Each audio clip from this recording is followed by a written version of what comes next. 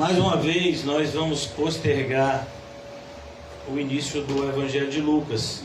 Vamos provavelmente começar amanhã, se Deus permitir, em Cosme de Farias. Mas aprove ao Senhor que também meditássemos no Evangelho de Lucas, mas num trecho específico, diante da necessidade urgente da igreja de ouvir determinadas verdades que jamais deveriam ser esquecidas. Abram, por favor, em Lucas 14, uma passagem bastante conhecida de todos, mas nós vamos nos deter hoje em dois versículos. Uma parábola que o Senhor Jesus conta aos irmãos que estão de pé, e tem cadeira aqui na frente ainda, né? Tem uma cadeira aqui, e se quem quiser sentar no chão também, fica à vontade. Na época de Jesus o pessoal sentava no chão, não tinha problema nenhum. Lucas 14, versículo 31. O título da nossa mensagem de hoje: Os dois exércitos. É importante sempre a gente trabalhar na nossa mente, tanto mais quanto a volta de Cristo se aproxima, que nós estamos inseridos em uma grande batalha. A batalha começa na nossa mente, ela é travada sim em grande parte na nossa mente, mas a batalha também se perfaz no mundo exterior. É uma batalha que também nós travamos contra pessoas que nos estão próximas. Como a Bíblia diz, a nossa batalha não é contra essas pessoas, mas elas são usadas. Elas são usadas por aquele que está por trás delas, que é o nosso real adversário. Mas essas pessoas fazem parte do exército do adversário. E é importante que a gente venha ter isso em mente. Então, eu gostaria de ler essa parábola que o Senhor Jesus nos traz acerca da importância de você entender a seriedade de ser um discípulo de Jesus. Muitas pessoas costumam chamar esse trecho que vai do versículo 25 ao versículo 35 de o custo do discipulado. Mas aqui a ideia é justamente isso, é você entender a seriedade. A maioria das pessoas ela vai para a igreja para se sentir bem. Não, meu irmão, você não vem para a igreja para se sentir bem. Se você quer se sentir bem, você vai para a praia. Vai tomar um sol, vai tomar um sorvete, vai andar de bicicleta, vai jogar bola. A gente não vem para a igreja para se sentir bem, a gente vem para a igreja porque a gente precisa. A gente precisa ser fortalecido no Senhor e na força do seu poder. A gente precisa de fé para isso, e a fé vem pelo ouvir, e o ouvir da palavra de Deus. Nós precisamos ser constantemente exortados de atitudes erradas que tomamos e que ninguém jamais teria coragem de falar conosco, como os verdadeiros servos de Deus falam. E é por isso que estamos aqui. Importante a gente entender. O Senhor Jesus, Ele coloca dessa forma, e nós não temos autonomia de alterar aquilo que o próprio Deus nos ensinou. No versículo 31 diz assim: qual é o rei que, indo à guerra pelejar contra outro rei, não se assenta primeiro a tomar conselho sobre se com 10.000 ele pode sair ao encontro do que vem contra ele com 20.000? De outra maneira, estando o outro ainda longe, manda embaixadores e pede condições de paz. Só até aí. Vamos orar. Senhor, nós queremos te agradecer por mais uma vez nos reunir nessa manhã. No teu nome estamos aqui, Senhor Jesus. Debaixo do teu sangue somos purificados e santificados, aptos para ouvir a tua palavra e guardá-la no nosso coração, Senhor, para não pecarmos mais contra ti. Ajuda-nos, Senhor, a recebermos as exortações, os aconselhamentos, as motivações de maneira correta, Senhor. Não deixa que ninguém, a começar de mim, saia da mesma maneira que entrou, mas que sejamos transformados, Senhor, como de fato devemos ser, a imagem e semelhança do nosso Senhor e Salvador Jesus Cristo, de maneira que Ele seja o primogênito entre muitos irmãos que somos nós.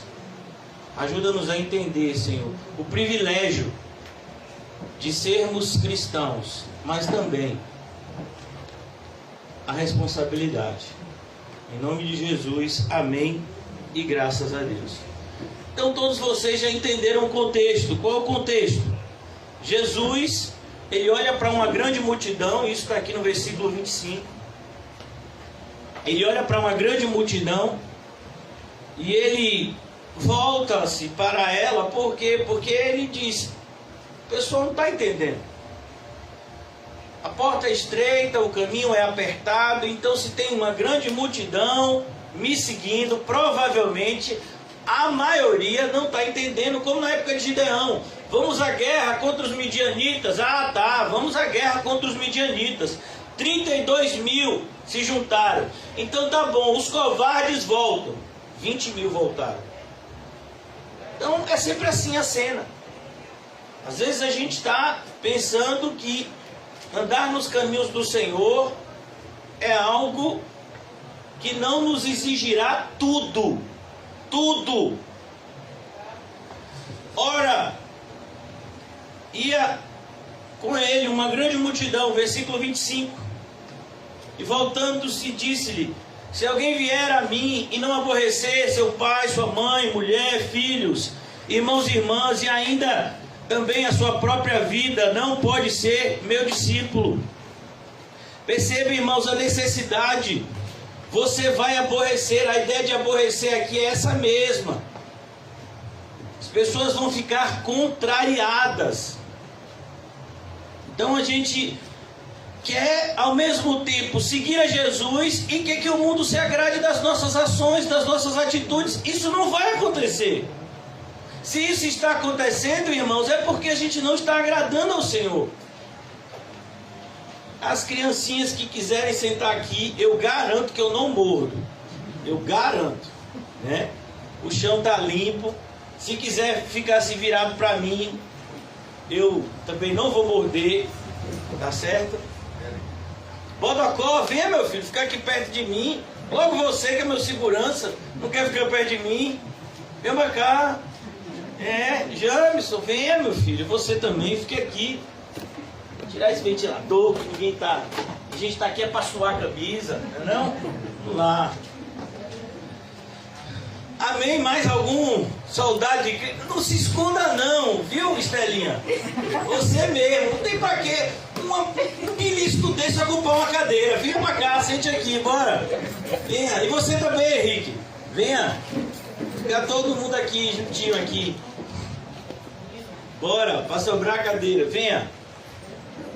Quem? Tem mais alguém pequeno aí? Você tá sentado aí fazendo o quê? E olhando com essa Bíblia aberta. Você sente no chão logo aí, tem lugar para outra pessoa. Isso aí, pronto. Meu filho, se quiser tirar o gasofilaço, pode tirar, que ninguém vai botar oferta agora na hora do culto. Não bota antes, depois. Bota ali do lado de Calmon, que Calmon é segurança. Pega aqui, Calmon, você que é forte. Vamos se ajeitando, né? Olha para isso, falei de forte, já veio outro. Isso eu também sou. Pronto, aí se encosta aí, vá, isso aí, vá, senta aí. Vou fazer várias perguntas a vocês, viu? Isso aí. Tá sobrando cadeira ainda aí? Já? Pronto. Ano que vem a gente já sabe como é que vai ser a organização. Então aqui ele diz o seguinte. O que foi? Virado para mim, né? Pronto. Vou botar aqui. Deixa eu chegar aqui. Ó, ficar aqui. Vocês estão com espaço aí à vontade. Amém? Amém. Isso é para me sentir preso à palavra.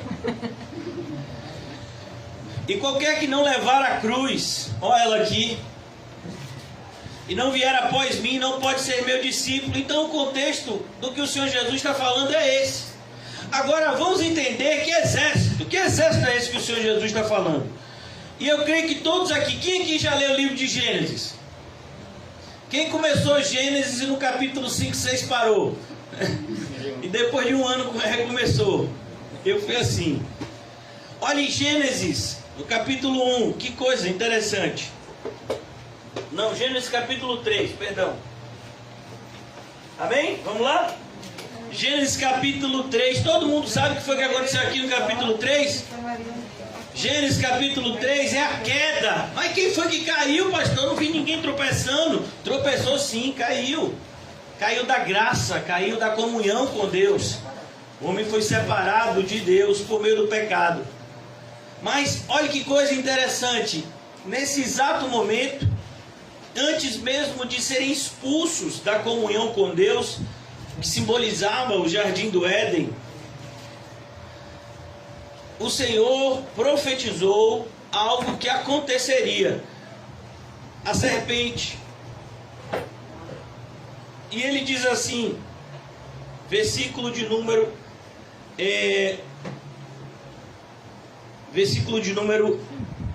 14. Então disse, Gênesis 3,14. Então disse o Senhor Deus à serpente: porquanto fizeste isso? O que foi que a serpente fez? Ela enganou, ela mentiu, é a característica dela. Vocês aí que acreditam em tudo que a televisão fala, em tudo que os ímpios falam, cuidado, a serpente está por trás de muitas das informações que chegam até nós. Então o Senhor Deus disse à serpente: porquanto fizeste isso, maldita serás, mais do que todas as bestas, e mais do que todos os animais. Sobre o teu ventre andarás, e pó comerá todos os dias da tua vida. E isso que é interessante aqui no versículo 15, para o nosso contexto. Porém, inimizade entre ti e a mulher. Aqui surge a grande divisão, os dois exércitos. Eu porém inimizade. É isso, a marca de uma guerra é justamente a inimizade. A inimizade entre dois povos. Daí que surgem as guerras. E entre a tua semente da mulher e a semente da serpente. Perceba que lá naquele dia no jardim do Éden estava agora destinado o surgimento de dois povos que andariam em lados opostos da história. Os descendentes da serpente muito mais numerosos. Como sabemos disso? 1 de João 5 diz: e o mundo inteiro pertence ao maligno. Quem é o maligno? O maligno é um sinônimo para serpente. O mundo inteiro, o mundo inteiro, o mundo inteiro. Mas nós somos judeus, os cristãos. Um pequeno contingente se comparado ao mundo. A quantidade de pessoas que povoam o nosso mundo. Mas, olha que coisa interessante, apesar de sermos menores em número, mas a profecia nos garante a vitória. Esta te ferirá a cabeça e tu lhe ferirás o calcanhar. Ou seja, o descendente da mulher, Jesus Cristo e a igreja, eles não podem ser separados.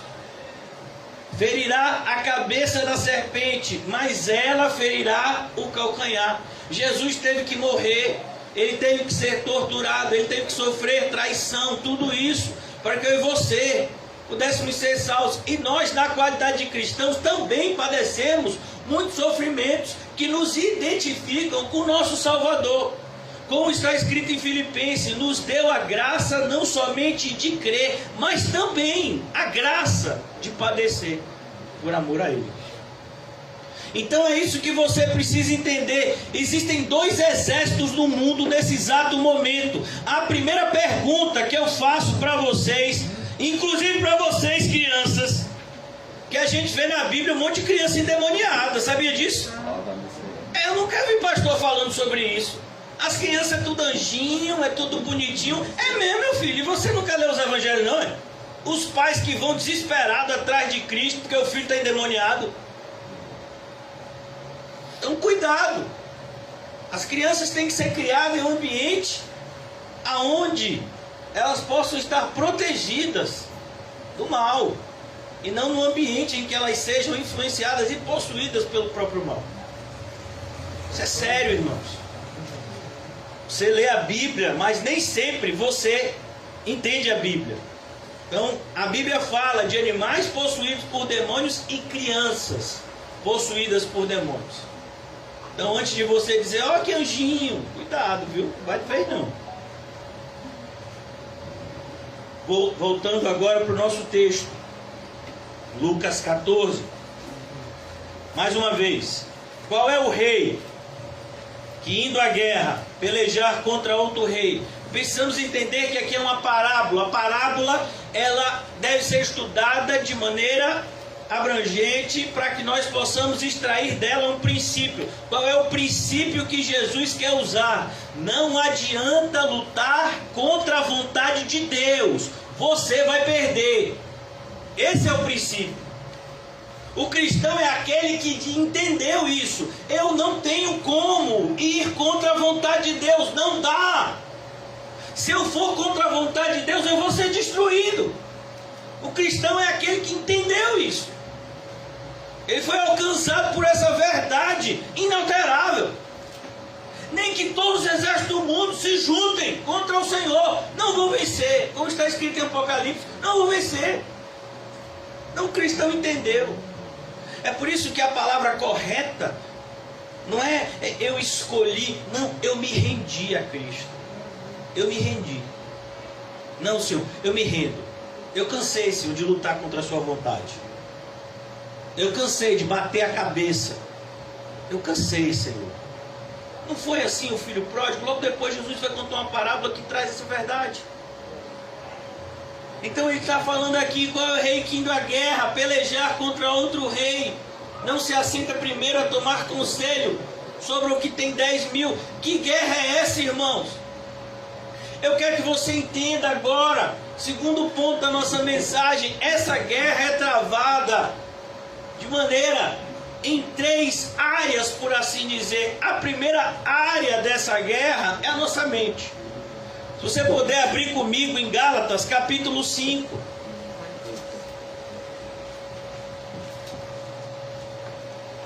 Gálatas fica no Novo Testamento. Gálatas capítulo 5. Logo depois, segundo os Coríntios, os Efésios, Gálatas capítulo 5.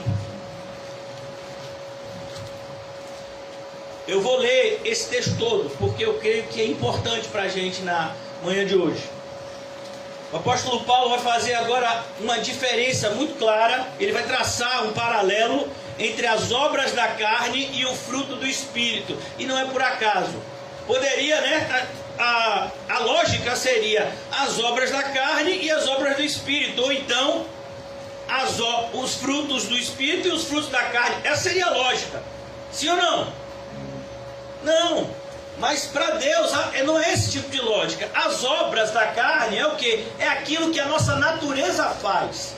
O fruto do Espírito é aquilo que o poder de Deus produz em nós. Por isso que está escrito dessa forma. Você não tem capacidade de fazer a obra do Espírito. Você pode simplesmente dar o fruto do Espírito. A nossa natureza faz a obra da carne.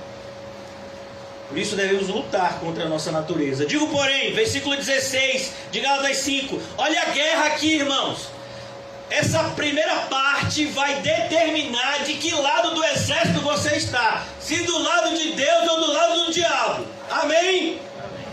Tem alguém aqui do lado do diabo? Apresente-se.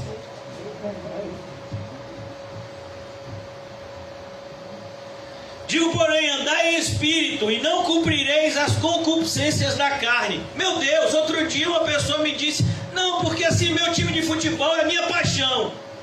Então pronto, parou agora. Pare de alimentar isso. Pastor, eu não posso gostar de um time de futebol. Gostar você até pode. Agora, se virou sua paixão, queime todas as camisas. Você não pode se apaixonar. Apaixonado é Jesus. Digo, porém, andai em espírito. Andai em espírito. Andar. Olha o verbo, irmãos. É um verbo que denota ação. Ele não diz, fique parado pelo espírito. fique sentado pelo Espírito. Não, andai, faça as coisas que você tem que fazer, mas faça pelo Espírito. Não satisfaça as concupiscências da carne. Enquanto você está andando nesse mundo, a sua carne, ela vai falar o tempo todo com você a respeito de desejos. E aí, rapaz, por que você não come 3 quilos de carne hoje? 1,5 kg de leite condensado? Por que você não expõe isso? Por que você não fala mal daquela pessoa? De preferência o pastor. Andai no Espírito e não satisfaça a concupiscência da carne. Olha, quando a carne fala uma coisa, qual é a resposta da carne? Só é uma. Qual é? Não. Aí a carne fica indignada. Você sempre me diz não. Em nome de Jesus. E o Senhor me conceda força para isso. Jamais, jamais, jamais, nunca, nunca satisfaça a concupiscência da carne. Se for sua carne que está falando isso, sua vontade natural, não satisfaça, porque a carne milita contra o Espírito. Olha o verbo, irmãos, é um verbo de quê? De guerra, que é justamente o título da mensagem de hoje. A carne está lutando contra o Espírito o tempo todo. Teve gente que queria acordar hoje 5 horas da manhã para orar, para interceder pelo culto, mas a carne ganhou. Não, é só mais 5 minutinhos. E esses 5 minutinhos, meu filho, foi 9 horas. Foi 4 horas deitado. Levantou, já na hora. Eita, bota a roupa, vamos lá. A carne venceu. Revela, Senhor. A carne, ela está lutando contra o Espírito. Ontem de noite você disse, não, eu vou orar. Antes de dormir eu vou passar 1 hora orando, intercedendo. Tem uns irmãos lá na igreja que eu sei que está precisando, né? Começando, pastor, eu sei que está precisando. Vou começar a orar. Meu filho, não deu 1 minuto, você já estava igual irmão Quinho, orando em espírito no sono. Então, o tempo todo está existindo essa luta dentro de você. Agora a parte engraçada, agora a parte séria. Quantas vezes a sua carne já disse, você vai morrer de Covid? Quantas vezes a sua carne já disse isso? A minha já disse um bocado. Inclusive quando eu estava internado no hospital para ser entubado. Vai morrer. É agora. De vez em quando minha filha, ela me diz, meu pai, quando você morrer, o pastor José vai pastorear? Eu digo, meu filho, estou gostando muito de morrer agora. Mas Deus vai providenciar alguém para o seu rebanho. Porque a carne cobiça, a carne milita contra o Espírito. A carne o tempo todo, ela está lá, ela está viva. Não pense, a sua carne não morreu quando você se converteu. Ela apenas se escondeu para momento oportuno. Não foi assim que Satanás fez? Então ela fica lá. Você pensa que ela está até morta. Rapaz, minha carne está tão tranquila esses dias. Fique com medo, viu? Você já viu como é que é uma cobra quando ela vai dar o bote? Ela está de comprido, não é assim? Quando ela vai dar o bote, ela se enrola todinho. Você fala, ela se rendeu. Ah, que ela se rendeu. Ela está pegando força para lhe atacar. Então cuidado quando a sua carne, né? Pai, minha carne está tão tranquila esses dias. Isso nunca aconteceu comigo, né? Mas de repente aconteceu com você, né? A carne, o tempo, a ideia aqui do texto significa o tempo todo.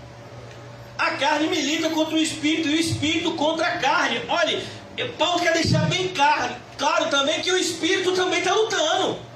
Por que o Espírito está lutando? Porque o Espírito foi nos dado para a nossa santificação.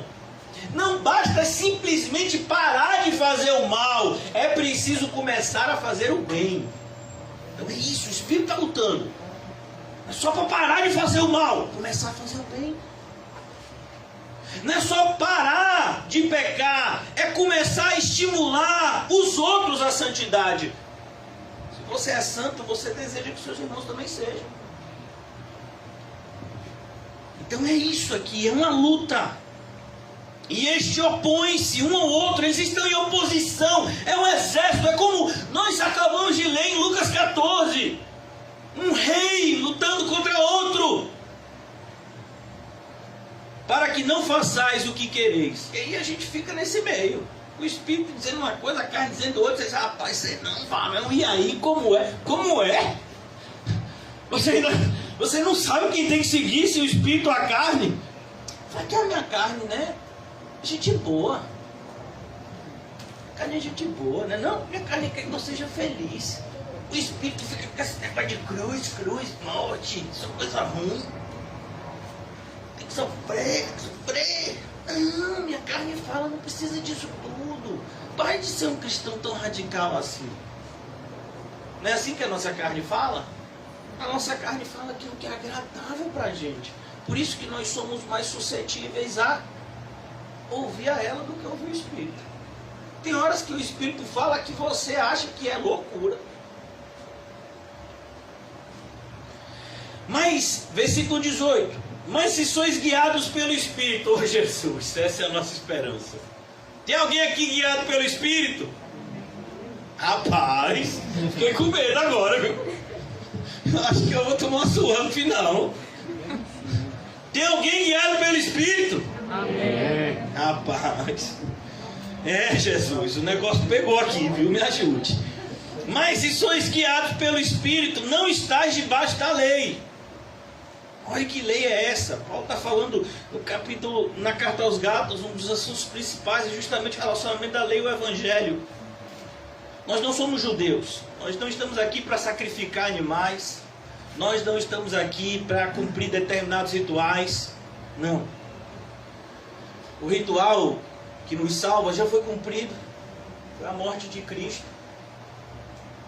Porque as obras da carne são manifestas. As obras da carne, elas não podem se esconder. É isso que Paulo quer dizer. Eu quero que você entenda que Paulo não está aqui dizendo que as obras da carne só são essas. Isso aqui não é não é uma lista exaustiva, mas é uma lista exemplificativa. Ele está apenas usando exemplos das obras da carne mais comuns. Então ele diz, porque as obras da carne são manifestas. Irmãos, as obras da carne, não adianta você tentar esconder as obras da carne, irmão. Não adianta. É como uma pessoa, meu filho, que ela estava limpando uma fossa, e aí ela chegou em casa, trocou de roupa rapidinho e veio para a igreja. Aí todo mundo sentiu quando ela entrar. Rapaz, mas botei a roupa nova, botei até o perfume de Paulinho. Socorro, Jesus, corre. Para poder quebrar o fedor da fossa. Mas, porque o cheiro fica lá, fica impregnado. Uma pessoa que está sendo dominada pela carne, meu filho, dá para você ver no olho. Tem determinados irmãos que entram por aquela porta que você fala, Jesus. Ô Pai. Porque as obras da carne, elas são manifestas. A ideia de manifestas é justamente, elas aparecem. Não dá para esconder. Por muito tempo. Até algum tempo você esconde, mas não por muito tempo. Prostituição. Pessoas que se vendem por qualquer coisa. Não só prostituição no sentido no sentido restrito, mas prostituição aqui no sentido amplo. Pessoas que se vendem por qualquer coisa. Ah, eu acho que eu vou para aquele evangelho ali, porque aquele evangelho ali me dá mais coisa. Existem pessoas que já sentaram nesses mesmos bancos que vocês, pessoas até daqui, do bairro, que de repente viraram para Aquinho e disseram assim, ó Aquinho, a igreja de lá, ela me ajuda mais, me dá mais dinheiro, me dá isso, me dá aquilo, então eu vou ficar indo para lá. Então você está vendo? Prostituição. Ele diz mais aqui. Olha a luta que a gente trava todos os dias. Por quê, irmãos? Porque a gente é tentado a gostar de quem nos acaricia. Mas tem gente que nos acaricia para nos matar, meu filho. Não foi assim com Sansão e Dalila? Anda que nada, meu irmão. Vou lá para a igreja, só tem uns irmãos da igreja que nem parte do Senhor me dá. Eu vou para outra que é legal. Então vá, meu filho. Tá fazendo o que aqui? Você está à venda? Eu gosto muito de esse fato é verdadeiro. Vocês conhecem esse pastor chamado Martyn Lloyd-Jones.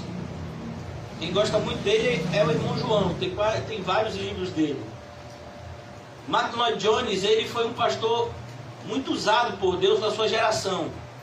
E para nossa graça, ele escreveu muitos livros que até hoje nos abençoam. E ele é contemporâneo de um pastor, eu quero que você entenda que esse homem é um falso mestre, Billy Graham. Apesar dele ser conhecido como o maior evangelista de todos os tempos, para nossa tristeza, ele é um falso mestre. E Billy Graham estava fazendo as suas campanhas muito famosas. Algumas dessas campanhas vieram até o Brasil, lotavam estádios de futebol. E Billy Graham, ele estava chamando Martyn Lloyd-Jones para uma dessas campanhas, uma dessas cruzadas. E Martyn Lloyd-Jones, ele disse: eu posso até ir pregar o evangelho, mas eu tenho duas exigências. Primeiro, você tem que parar com o apelo. Billy Graham foi um dos maiores responsáveis por, hoje em dia, essa febre do apelo nas igrejas evangélicas. Cada 10 igrejas evangélicas, 9 no final do culto, o pastor diz: quem quer aceitar Jesus aqui hoje? A pessoa levanta o braço, diz que sim, faz uma oração fajuta e vai embora achando que virou crente, não virou. Ele diz: tem que parar com isso, porque você está barateando a graça de Cristo. E o segundo ponto é: se eu subir na tribuna para pregar, você tem que cortar essa e essa e essa pessoa, que são falsos mestres, são pastores liberais. O que é um pastor liberal naquela época, até hoje, né? Pessoas que acreditam que a Bíblia tem erros e que não devemos vivê-la na sua literalidade. Isso é um pastor liberal. Então ele diz: olha, cuidado, você tem que... Aqui, por exemplo, um Brasil muito famoso é o Ed Renekiewicz. É muito famoso, principalmente lá para o lado do sul. Então, não, a Bíblia não deve ser assim. A gente tem que trazer a Bíblia para a nossa realidade. Algumas coisas devem ser, né, tiradas. E Billy Graham, ele andava muito com esses pastores liberais. E aí Lloyd-Jones disse: olha, eu não vou subir no mesmo púlpito, porque isso vai confundir a cabeça das pessoas. Aí Billy Graham diz para Martyn Lloyd-Jones: pois saiba que esses pastores liberais são os que mais me ajudam financeiramente, e são os que mais me tratam bem, mais do que esses aí que pregam a doutrina correta. E aí Martyn Lloyd-Jones teria respondido a Billy Graham da seguinte forma: eu não me relaciono com as pessoas por afabilidade, mas por fidelidade a Cristo. Essa é a nossa associação. Quantas vezes eu já ouvi de pessoas que disseram exatamente isso para mim: pastor, lá em tal igreja as pessoas me tratam melhor do que aqui, eu acho que eu vou para lá. Meu filho, então vá. Aqui a nossa preocupação é ser fiel a Cristo, é ser fiel às Escrituras, e não satisfazer a sua carne. Então, se você está à venda, se você acha que a sua alma deve ser prostituída, então você está no lugar errado. O exército aqui é sério. A gente está sendo treinado para uma guerra de vida e morte, e de vida e morte eterna. Se fosse vida e morte somente temporal, menos mal. Cuidado, isso vale para vocês também, crianças. Cuidado com as pessoas que vierem oferecendo docinhos e chocolates assim, ó, ficou aberto. Depois ele diz: prostituição, impureza. A gente vive num mundo imoral, irmãos, que tenta de todas as formas disseminar a imoralidade nas nossas crianças. E a gente tem que tomar muito cuidado. Crianças sendo ensinadas, gente pequena, pelos seus pais, a danças imorais, a cantar músicas vulgares, como se isso fosse normal. Isso não é normal, e nunca pode ser recebido pelos cristãos como normal. Cuidado. Por isso não dá para esconder cristãos ouvindo músicas indecentes, cantando músicas indecentes como se não fosse nada. Não, você está num lugar, meu filho, começou a tocar aqui, você levanta e sai. Ah, você vai sair? Vou, meu ouvido não foi feito para isso não.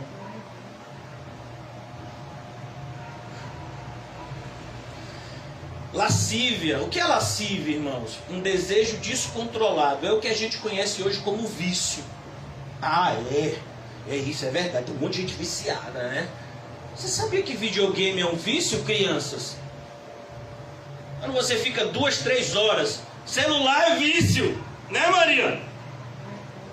Vai dormir com o celular na mão. Eu digo: gente, é o quê? Grudou, foi? Me dá aqui que eu vou descolar. Vai no banheiro, meu filho, fazer o número 2. Leva o celular. Socorro. Eu digo: aqui, ajuda. É laxante agora? Desde quando o celular é laxante? É porque eu não consigo muito assim, sabe? O número 2 eu fico meio assim tenso. Aí o celular me ajuda. Não, não tem isso não, meu filho. Socorro. É. Vocês estão dando risada porque tá todo mundo se identificando. Essa é a luta, percebeu? Não dá pra esconder, irmão. A gente vê isso na nossa vida. A gente vê na nossa vida. Esqueceu a salvação, não tem problema. Esqueceu o celular, volta. Volta pra pegar. Rapaz. É assim mesmo. Que coisa louca, lascívia, desejo descontrolado. Pessoas que não conseguem se controlar, comem tudo que vem, dormem na hora que quer, acordam na hora que quer, fala tudo que quer. Ah, porque eu sou assim sincero. Não, você não é sincero, você é mal educado. Você é mal educado e grosseiro. E nós não fomos chamados para falar grosseiramente com os irmãos. Tem que ter educação, principalmente se você é cristão. Se você não tinha educação da sua família, você começa a ter educação quando você entra por aquela porta ali que tem escrito Igreja de Cristo. Aqui dentro tem que ser educado. Bom dia, boa tarde, boa noite. Me perdoe, me desculpe. Tem que ter educação na igreja. Fala baixo. Quando uma pessoa está falando, outra cala a boca. Educação na igreja é primordial, não é, crianças? Aí. Não, você não tem que ser consumido pelo seu desejo. Ah, eu tenho vontade de falar. Sim, então, engula sua vontade. Guarde para a hora certa. Lascívia. Percebeu que não dá para esconder as obras da carne? Idolatria. Meu Deus, o que tem gente idolatrando filho, marido, esposa, emprego. Eu não vou nem falar daqueles que o ídolo é o dinheiro, que é a maioria. Pastor, estou preocupado. O que foi, meu filho? Está preocupado com a sua salvação? Não, estou preocupado com a crise financeira. Vem cá, meu filho, você tem a Bíblia? Tenho. Abra aí, por favor. Está escrito aí, não está? Tá, está escrito aqui.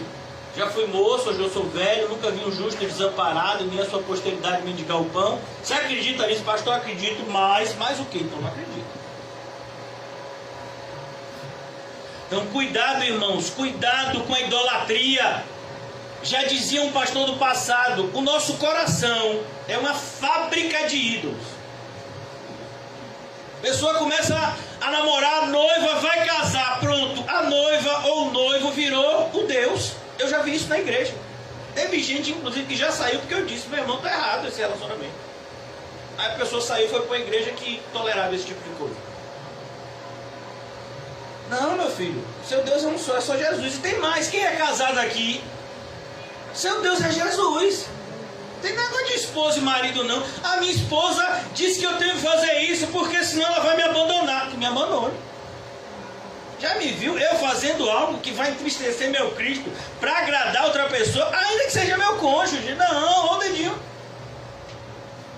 Isso que é idolatria. Quando você coloca pessoas acima de Cristo. Não pode não. Isso é idolatria. Feitiçaria.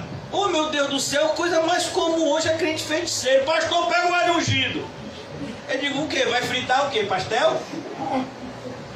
É o quê? Não entendi. Não, pastor, tem que ungir. Não, irmão, pare de que esse negócio desse ritualismo morto. A nossa fé, ela é provada nos comportamentos diários. Na maneira como você trata Deus, na maneira como você trata o seu próximo. É assim que você demonstra se é cristão ou não. E não através de rituais mortos. E não pode fazer nada. Ah, não, sexta-feira eu não falto. Um monte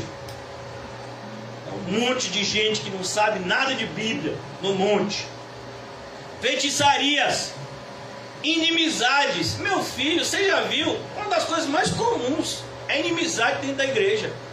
Por quê? É lógica. Isso é inclusive uma estratégia militar. Você enfraquece os aliados para que eles fiquem mais facilmente vulneráveis a serem dominados. Então, se eu separar aqueles que Deus uniu, eu consigo dominar eles mais facilmente. Você acha que o diabo não está fazendo isso? Colocando irmão contra irmão? Então cuidado, irmãos, com inimizades. Não. Porfias são discussões infrutíferas, emulações, invenções, iras. Imagine um cristão irado. Você tem direito a ficar irado, meu filho, contra o seu pecado. Fique mesmo irado. Olhe no espelho e diga: seu mau caráter, sem vergonha. Você vai ver. Dos outros não. Pelejas, lutas. Quantos cristãos estão lutando contra outros cristãos? Absurdo. Dissensões, heresias. Imagine heresias encontrando espaço na igreja. Você vai conversar com determinadas pessoas, você fica assustado naquilo que elas acreditam. Pessoas que têm anos de igreja. Invejas. Deus, um cristão tendo inveja do outro. Eu nunca vi um ter inveja de sofrimento. Você já viu? Eu queria ter tanto sofrimento do irmão. Eu queria aquela enfermidade. Tô doido por aquela enfermidade. Nunca vi isso. Agora, meu filho, se o irmão jogou um corte de cabelo novo, se o irmão chegou, né? Como diria ele não tá nem aqui, né? Domingo pra ele não tá valendo mais não. Ele tá aqui, irmão Paulo? Tá não, né? Daqui a pouco você comprou no bazar um sapato bonito, o outro já bateu na mãe, que bonito. Deus te honrou, mano. Inveja. Não, a gente não tem inveja não, a gente é tudo mesmo time. Pela fé. Se o time fez o gol é do time. Inveja não pode crescer no meio da igreja. Mas você vê que inveja, meu filho, não se esconde. É verdade. Não se esconde. Quando a pessoa bate o olho, meu filho. Tem as crianças. Você já viu? Você quer ver que uma inveja é uma coisa tão natural da gente? Chega aqui, tem não sei quantas crianças tem 10 crianças, traga 9 chocolate. Aquele que ficou 6, se não for muito espiritual, vai sair da igreja indignado. Nada, domingo que vem não vou mais. Por que, meu filho? Deu chocolate pra todo mundo, só não deu pra mim.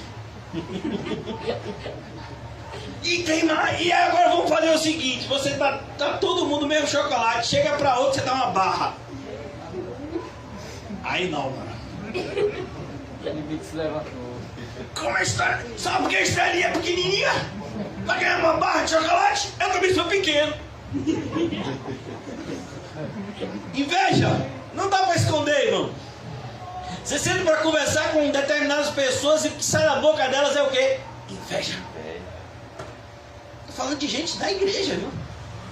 Aqui não está sendo escrito para o mundo não, irmão. Aqui é escrito para crente. A luta que está sendo travada, eu ainda estou na primeira parte do culto. São 3. E aqui, inveja. Homicídios.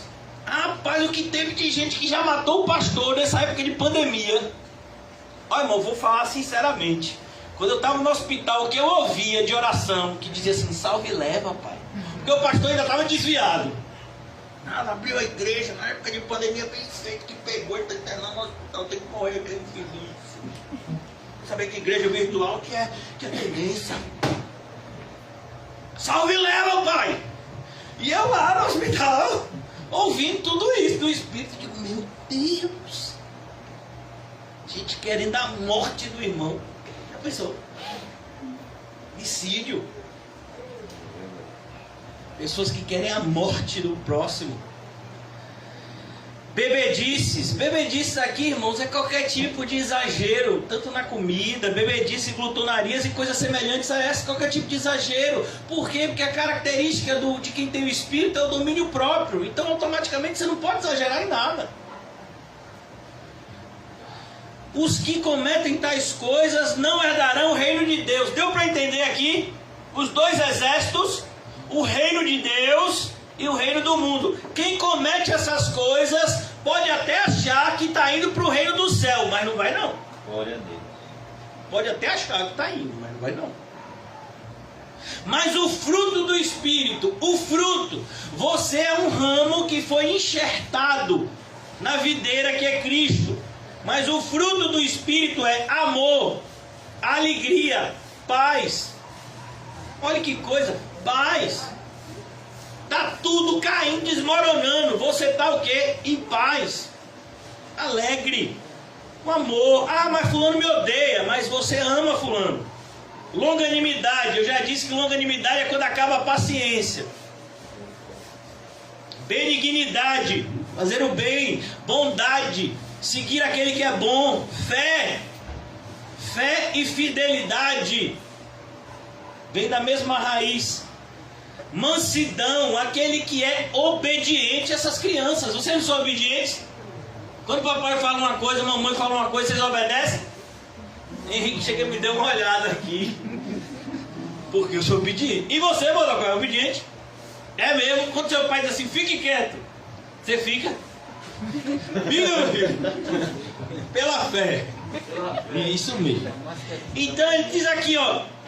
Fé, mansidão, domínio próprio ou temperança. Domínio próprio. Você tem que aprender a se dominar. Ah! Tá todo mundo gritando, vai pegar fulano. Você tá como? Se tiver que morrer, morre, meu filho. Alguém pode acrescentar 1 minuto na vida. Vocês sabiam, crianças, que antes de vocês nascerem, todos os dias de vocês aqui na Terra já estavam contados? Quem sabia? Pois é, está escrito na Bíblia. A gente que é adulto parece que se esqueceu. Meu filho, está tudo contado. Nem o melhor pistoleiro do mundo, o melhor sniper, pode abreviar a sua vida. Nem o melhor cirurgião pode postergar a sua vida. Amém. Quem tem que morrer, morre. Quem tem que viver, vive. Sempre foi assim. Não vai mudar. Pessoas que têm atendimentos médicos excelentes morrem. Dá um exemplo. Vou dar um exemplo aqui, próximo da gente. O prefeito de Vitória da Conquista, um homem muito rico e poderoso, uma das cidades mais ricas da Bahia, foi de avião para São Paulo, ficou no hospital mais caro que tem, não sei quantos meses, entre melhora e piora, até que faleceu. Faltou atendimento médico para ele? Faltou alguma coisa que o dinheiro pudesse comprar? Não. Mas quando Deus disse, acabou, acabou. Quantos moradores de rua pegaram Covid, não tiveram um atendimento médico e estão vivos? Sabe por que você não sabe disso? Porque não entra nas estatísticas. Ninguém vai lá contar os moradores de rua. Mas eles estão vivos. E muitos pegaram Covid. E ficaram mal. E sobreviveram. Então a gente está vivendo num mundo, irmãos, onde essa realidade quer ser maquiada. Parece que o homem tem controle sobre a sua própria vida a ponto de fazer o que quiser. Não, irmãos, você tem que se dominar para que a soberania de Deus aconteça de maneira natural na sua vida. Versículo 23. Contra estas coisas não há lei. O que Paulo está dizendo? Essa pessoa vive debaixo da graça. E os que estão em Cristo, os que são de Cristo, crucificaram a carne. Ó, sua carne devia estar onde? Aonde? Por que tem 2 cruzes aqui na igreja? Não, porque o pastor falou isso por causa da quantidade de gente que vai morrer. Não, meu filho, tem nada a ver com morte. Essa cruz aqui é de Cristo, não é? É mais bonitinha. E é maior. Ninguém podia carregar. Mas aquela dali é a sua e a minha. Cada um tem que carregar a sua. Por isso que está colocado ali naquele lugar. Quando eu disse que ia colocar ali, me disseram que eu estava ficando doido. Eu digo, não, meu filho, deixa eu ser doido. Bota ali. Os que estão em Cristo crucificaram a carne com suas paixões e concupiscências. Ah, mas eu sou apaixonado por determinado peixe, por determinada carne, por determinado local. Pois se desapaixone agora. Crucificaram as suas paixões. Não tem mais espaço para paixão na vida do cristão. Não, é Cristo. Se vivemos em espírito, andemos também em espírito. Não sejamos cobiçosos de vanglórias, irritando uns aos outros, invejando uns aos outros. Amém? Amém. Agora a segunda luta. A segunda luta, irmãos, é contra quem? É contra o mundo que a gente vive. E eu vou pegar uma passagem pequenininha por causa do horário, porque eu sei que a maior parte que a gente tinha que falar era essa, mas abra por favor comigo em 1 Coríntios 15, logo um pouco antes de... Tem Gálatas, 2 Coríntios antes, depois 1 Coríntios. 1 Coríntios 15, é um versículo bastante conhecido, eu quero que vocês abram, para vocês terem familiaridade com a Bíblia, mas eu creio que a maioria de vocês sabe de cor. Não vos enganeis, as más companhias corrompem os bons costumes. Então, qual é a luta que eu estou falando aqui? Eu poderia abrir várias passagens, mas se eu fizesse isso, a gente ia acabar tomando um tempo que a gente não tem agora pela manhã. Então, a ideia aqui é que você também está lutando contra os servos de Satanás. Não é que a nossa luta é contra a carne e sangue. Eu não estou lutando contra aquela pessoa propriamente dito, mas eu estou lutando contra o que Satanás tenta fazer comigo usando aquela pessoa. Então sim, pessoas são instrumentos do mal e a gente tem que tomar cuidado com isso. Em primeiro lugar, com a influência. A pessoa quer fazer o mal a você para quê? Para tentar endurecer o seu coração. Às vezes a pessoa fala determinadas coisas e depois nem se lembra que falou. Nem entende o que falou, como foi pesado o que falou. Satanás, ele ouviu o sermão escatológico de Jesus, e por se multiplicar a maldade, o amor de quase todos se esfriaria. Então a gente está lutando contra pessoas. A gente tem que tomar cuidado com quem a gente anda, com quem a gente fala. Recentemente a gente estudou o Salmo 1 aqui. A gente não anda com os ímpios, a gente não segue os conselhos dos ímpios, a gente não se assenta com os escarnecedores. Então você tem que ter cuidado. Se você é do exército de Deus, você não pode confraternizar com quem é do exército do diabo. Que história é essa? Não, fulano ali é do exército do diabo, eu sou do exército de Deus, mas a gente tem uma trégua aqui. Que trégua? Não tem trégua. Se você quiser deixar de ser crente por alguns minutos, eu te garanto, o diabo vai aproveitar isso para te destruir. Ele não vai deixar de ser diabo. Tem uma historinha que se conta, né? Você nunca sabe de verdade de onde é que surgiu, mas muitos de vocês conhecem. Inclusive eu creio que as crianças também conhecem. Quem conhece a história do elefante e do escorpião? Então, o elefante ia atravessar o rio, todo mundo sabe. O elefante é grande ou pequeno? Grande. Ele ia atravessar o rio, ele consegue, forte. E o escorpiãozinho pequenininho, ele não conseguia atravessar o rio e ele queria. Ele disse: me ajude aí a atravessar o rio. Ele disse: rapaz, se eu for lhe ajudar, você vai tentar me picar e vai morrer os dois. Se eu for lhe ajudar, não. Não, rapaz, eu lhe garanto, eu não quero morrer, não. Se eu quisesse morrer, eu me jogava no rio. Não, vamos lá. Quando estava no meio do rio, o escorpião subiu, estava no meio do rio. Foi o que o escorpião fez? Picou o elefante. Aí o elefante disse: agora vai morrer os dois. Ele disse: é a minha natureza. É a natureza do escorpião. Por isso tem tantos crentes se enganando, tentando fazer amizade com os ímpios, acreditando que eles vão deixar de ser ímpios. Não, meu filho, alguém só deixa de ser ímpio quando o poder de Deus age sobrenaturalmente. Glória a Deus.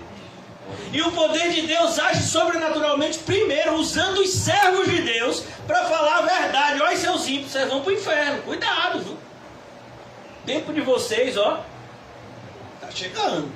Foi assim que Paulo pregou em Atenas. Disseram que ele estava, ó, maluco. Então você tem que tomar cuidado, irmãos. Você está lutando também contra a maneira como o mundo usa as pessoas contra nós, pessoas inclusive da nossa família, nos falando coisas e fazendo coisas contra a gente que às vezes dá vontade da gente abandonar tudo. Nada, se for para ser desse jeito. Mas a resposta é: para quem nós iremos?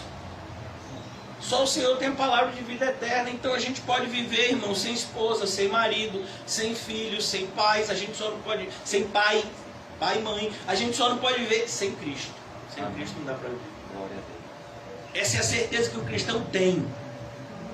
Essa é a certeza que o cristão precisa trabalhar nele. Nós somos criados desde criança com uma filosofia completamente diferente.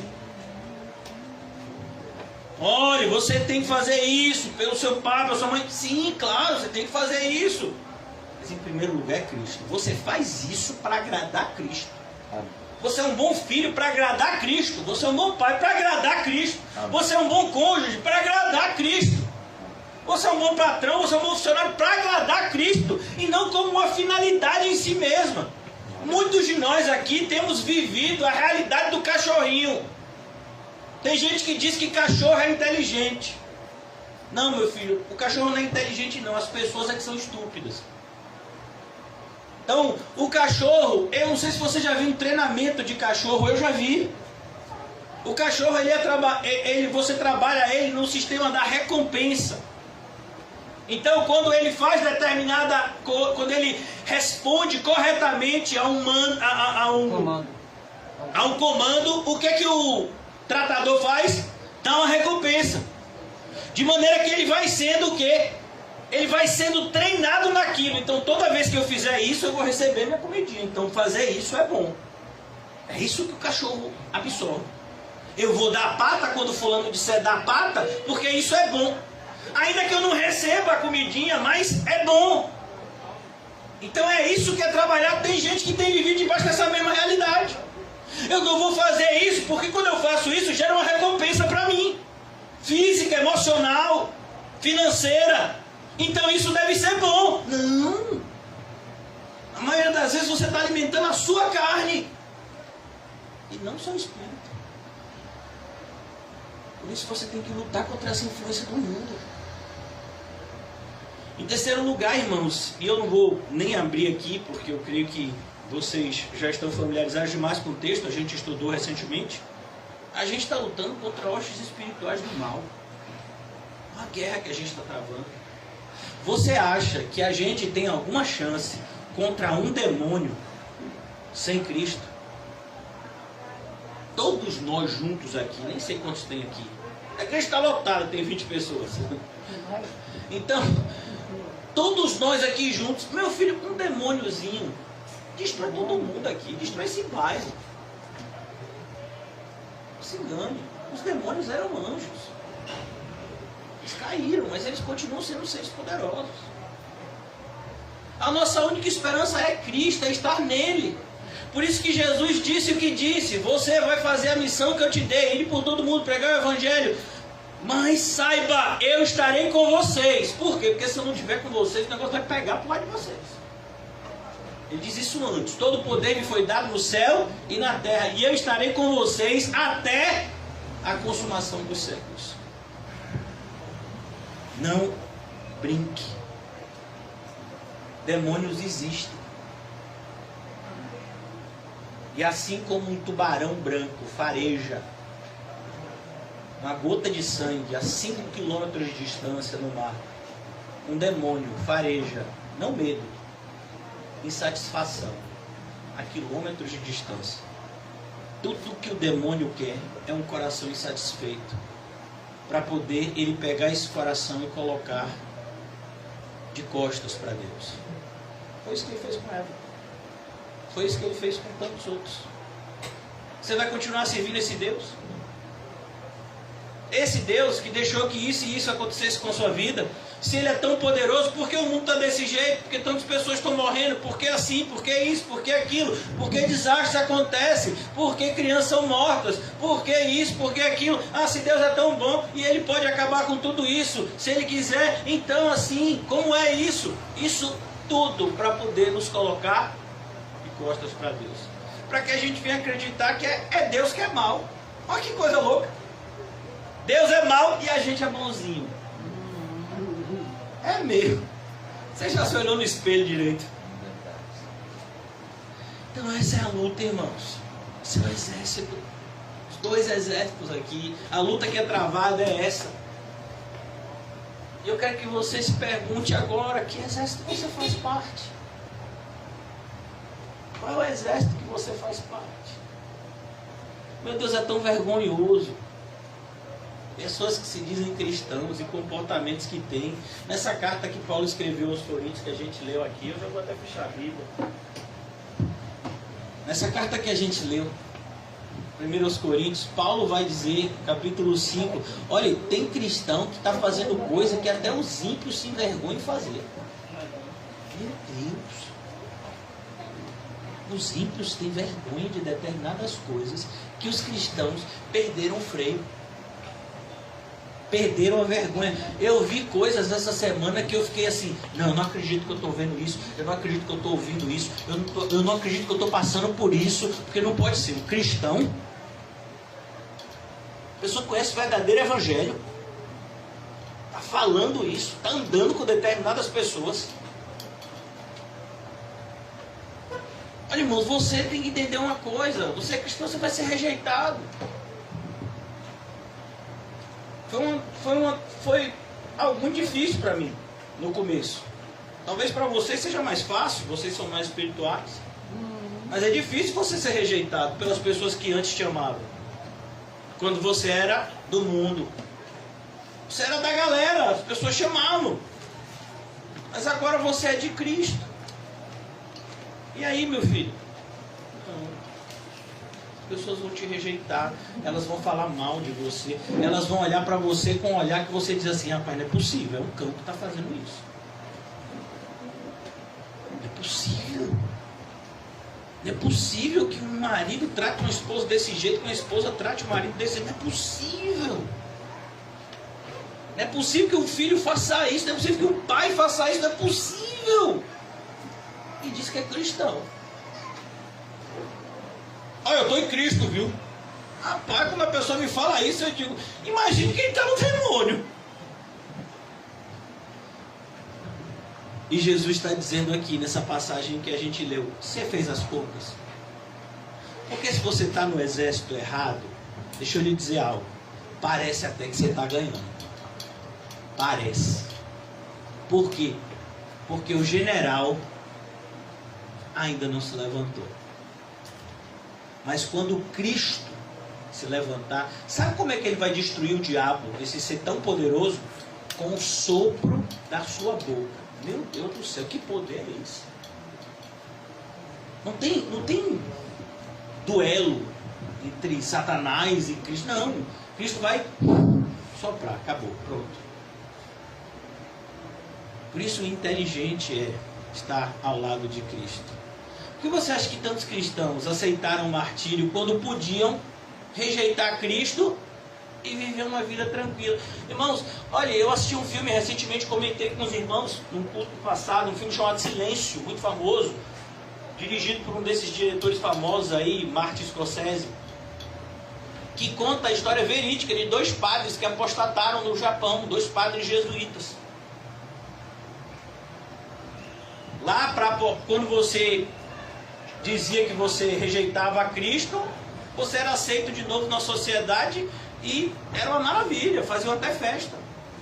Mas antes você tinha que pegar uma imagem de Cristo, botavam na areia e você tinha que pisar naquela imagem. Quantos estão fazendo isso e ainda se dizem cristãos? Está escrito isso em Hebreus. Calcando de novo, pisando de novo o Filho de Deus. Você acha que quando você tem determinados comportamentos que você envergonha a Cristo, você não está envergonhando a igreja? Por quê? Porque a CCVE não é nada.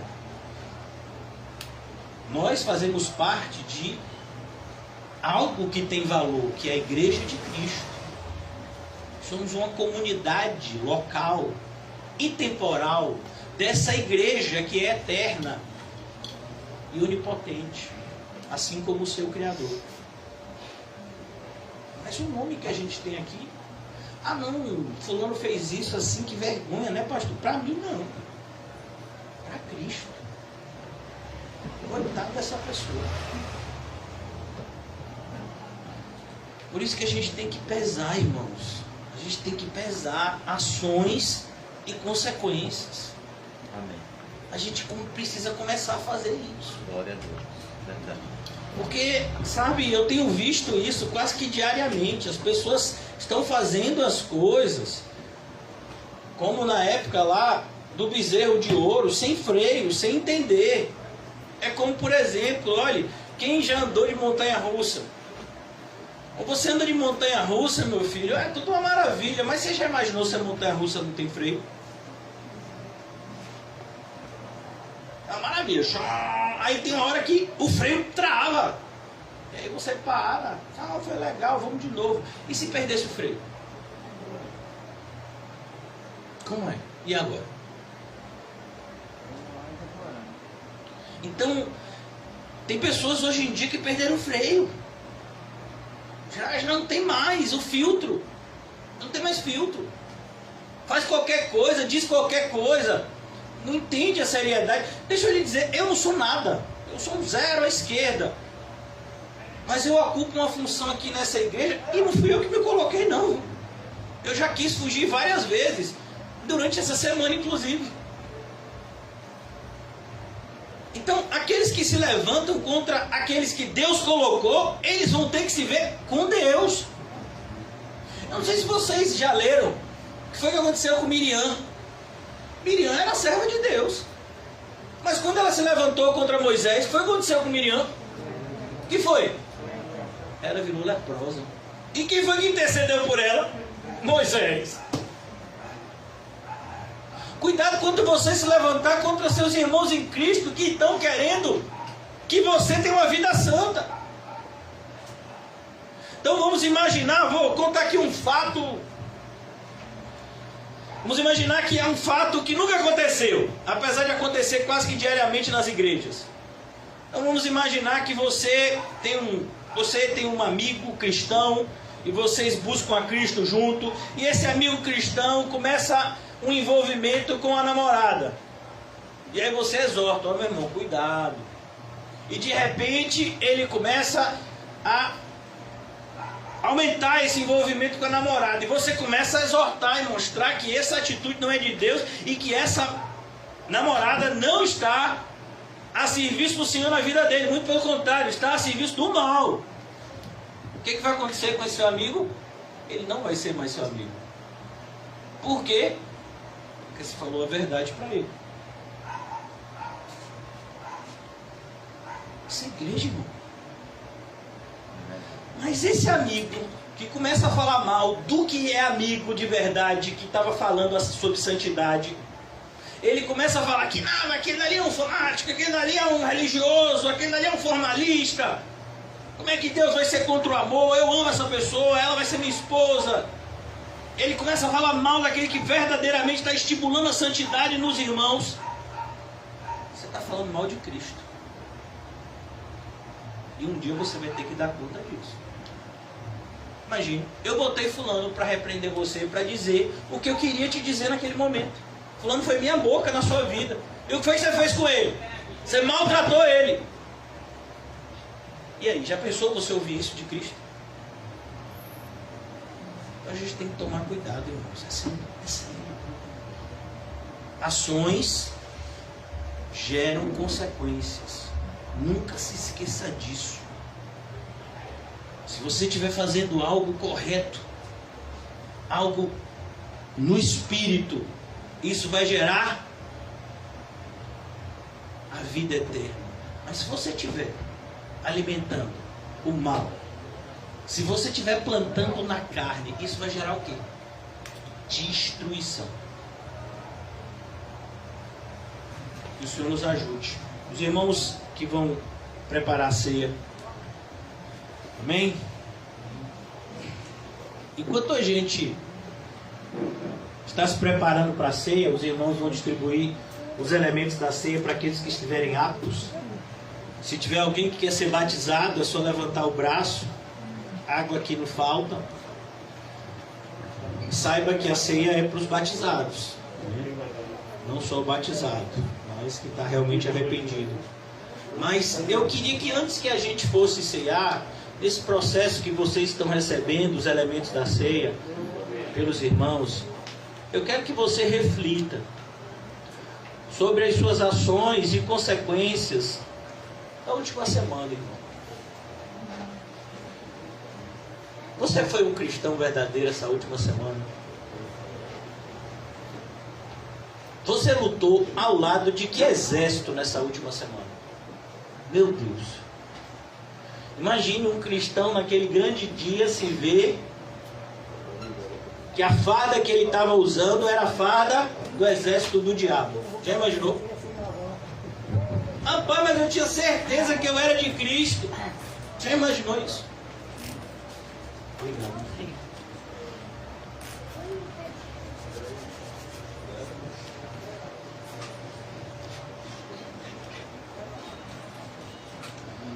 Olha, irmãos, isso que eu estou falando para vocês é algo que está cristalino na Bíblia.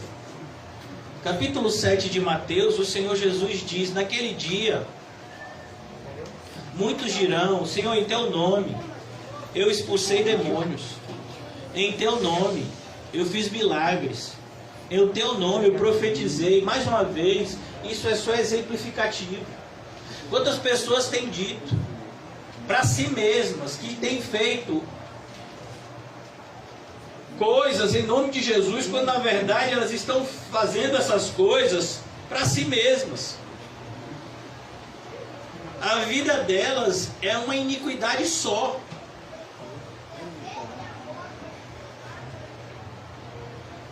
E o Senhor Jesus olha para aquelas pessoas, e o que o Senhor Jesus vai dizer no contexto do que a gente ouviu aqui hoje é: você nunca foi do meu exército.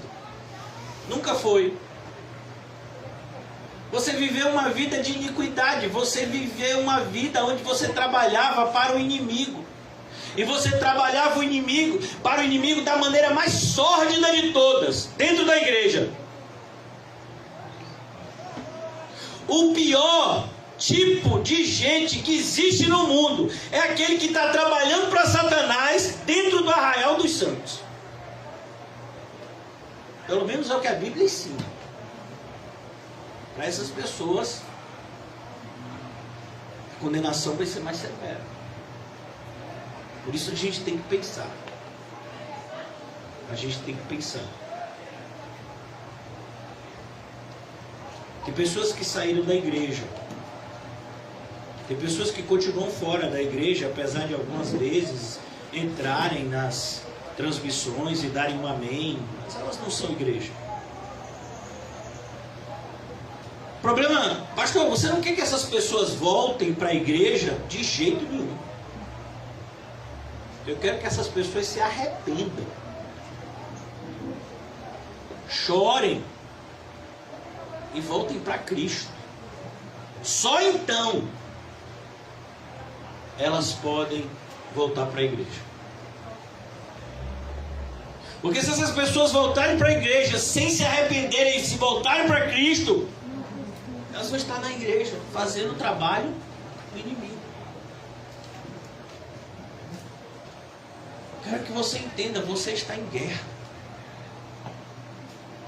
Satanás vai usar todos os recursos que ele tem à disposição para tentar te afastar da vontade de Deus. E você precisa saber disso, irmão. Você precisa viver a sua vida entendendo essa realidade. Nós vamos ceiar agora para nos lembrar que sofrimentos maiores que o nosso, nosso Senhor Jesus Cristo passou. E Ele não fugiu da sua missão, mas Ele abraçou ela. É assim que Paulo nos conta e diz: na noite em que foi traído, o Senhor Jesus tomou o pão, tendo dado graças, o partiu e disse: esse é o meu corpo que é dado por vós. Semelhantemente tomou o cálice e disse: esse é o meu sangue, é o sangue da nova aliança.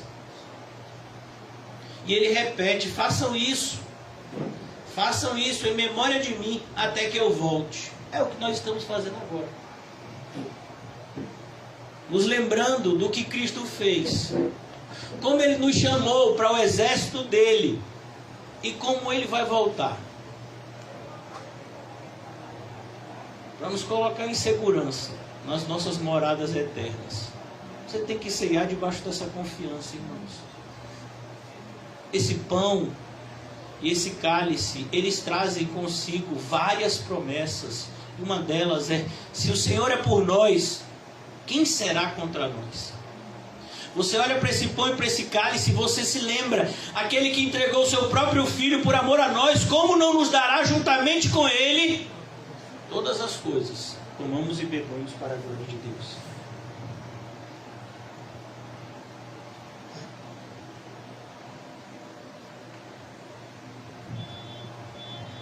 Obrigado, Senhor, pela manhã de hoje, pela oportunidade que o Senhor nos concede de cair em si.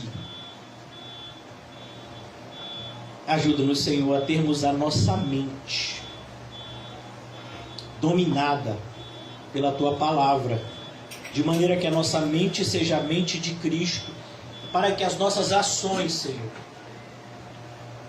sejam ações cristãs.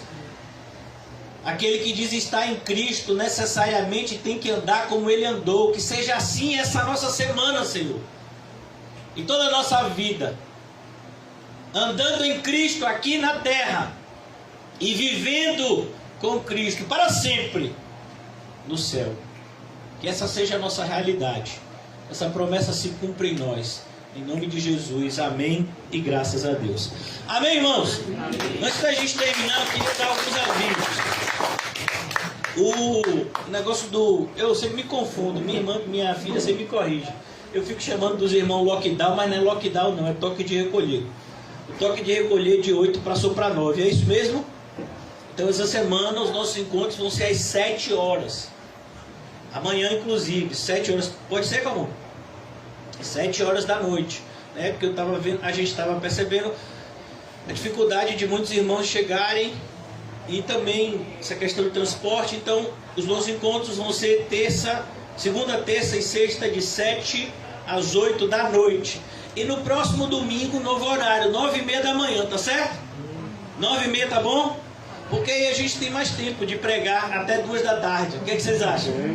Tá bom 9h30? Então pronto. Que o amor de Deus, o Pai, que as doces consolações do Espírito Santo e que a graça maravilhosa do nosso Senhor e Salvador Jesus Cristo esteja sempre conosco. Nós vemos uma salva de palmas ao Senhor. E diga ao seu irmão: você faz parte do exército de Cristo, alma.